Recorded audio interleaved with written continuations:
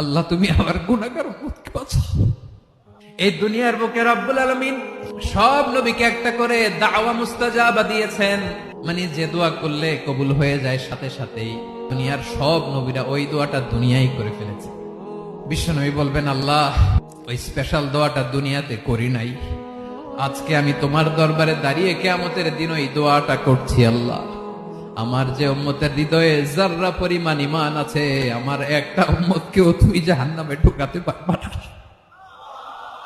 বিশ্বনবী পাগলের মতো একবার হাউজে কাউসারে যাবেন, একবার সিরাতে যাবেন, একবার পুলসিরাতের দিকে, একবার হাউজে কাউসারের দিকে, পাগলের মতো দৌড়াতে থাকবেন, তার কোন গুনাহগার উম্মত যাতে জাহান্নামে ঢুকে না যায়।